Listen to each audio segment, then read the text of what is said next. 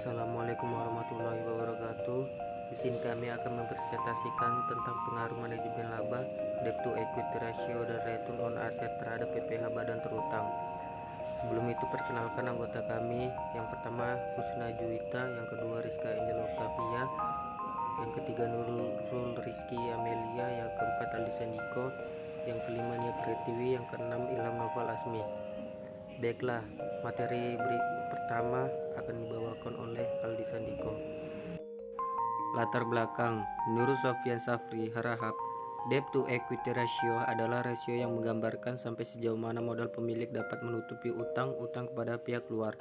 Menurut Prastowo dan Juliati, return on asset adalah kemampuan perusahaan memanfaatkan aktifanya untuk memperoleh laba.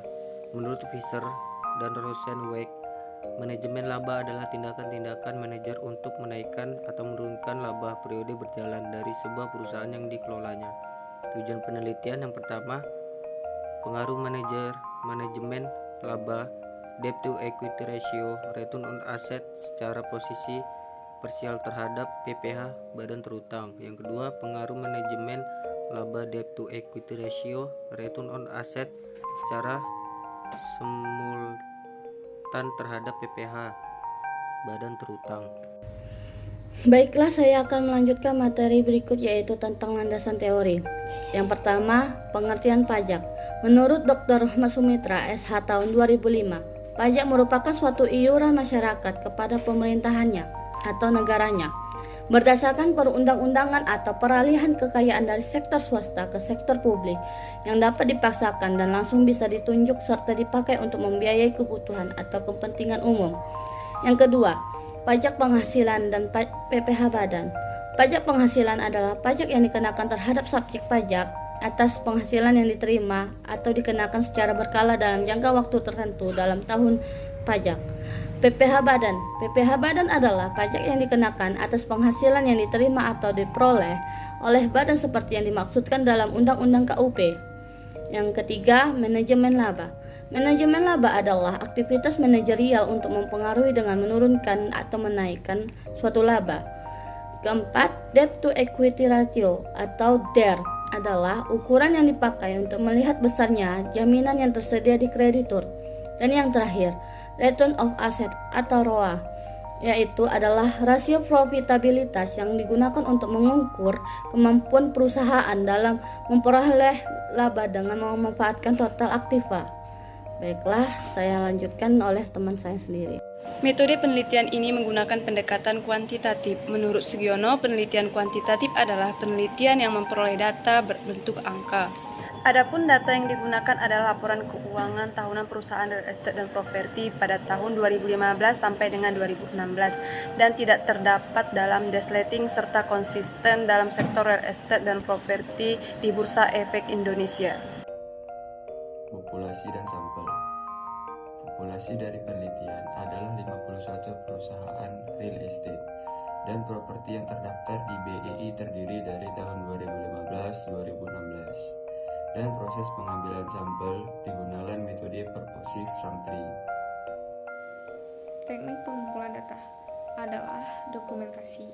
Penulis mengumpulkan data yang dapat dari berbagai sumber, antara lain data yang tercatat di BEI 2015 sampai 2016, dari literatur, jurnal-jurnal, dan sumber lain yang terkait dengan permasalahan dalam penelitian. Teknik analisis data. Teknik analisis data dalam penelitian ini menggunakan analisis regresi linear berganda dengan SPSS. Model regresi yang baik dapat dipenuhi jika model yang digunakan dalam penelitian ini dahulu diuji dengan asumsi klasik. Selanjutnya adalah hasil dan pembahasan.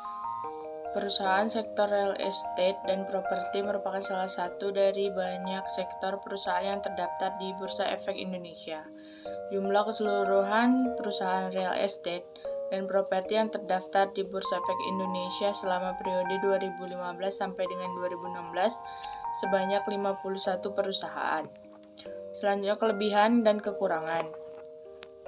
Kelebihan dari jurnal ini yang pertama yaitu bahasa dan kata-kata yang digunakan penulis, jelas dan mudah dimengerti. Yang kedua, debt to equity ratio tidak berpengaruh terhadap perataan laba. Kedua, debt to equity ratio tidak berpengaruh terhadap perataan laba. Ini berarti bahwa tinggi atau rendahnya debt equity ratio tidak berpengaruh terhadap perataan laba karena perusahaan yang dijadikan sampel dalam penelitian memiliki tingkat hutang yang rendah, sehingga dalam membiayai aktivanya perusahaan tidak bergantung pada hutang. Yang ketiga, berdasarkan hasil uji hipotesis pada tabel 4.8 dapat diketahui bahwa variabel return of asset berpengaruh positif dan signifikan terhadap variabel PPh badan terutang, maka dapat disimpulkan bahwa dalam penelitian ini hipotesis diterima. Hasil ini menunjukkan bahwa return of asset berpengaruh positif dan signifikan terhadap PPh badan terutang. Hal ini menunjukkan bahwa semakin tinggi nilai return of asset, maka akan semakin tinggi PPh badan terutang yang akan dikenakan pada suatu perusahaan. Kekurangan dari jurnal ini, yang pertama, data yang berasal dari laporan keuangan tahunan perusahaan real estate dan properti pada tahun 2015 sampai dengan 2016 tidak terdaftar dalam Desliting serta konsisten dalam sektor real estate dan properti di Bursa Efek Indonesia. Yang kedua, terdapat beberapa paragraf bahwa ada kalimat yang susunannya kurang rapi atau tidak sesuai. Yang terakhir adalah saran. Saran dari kelompok kami untuk penulis atau peneliti, yaitu untuk peneliti semoga dapat menjadi bahan pertimbangan dan dapat memperbaiki dalam hal jumlah variabel dan kriteria sampel, pemilihan rasio keuangan, model pendeteksian lain yang lebih akurat, sehingga dapat menemukan faktor-faktor yang tepat dalam mempengaruhi PPh badan terutang.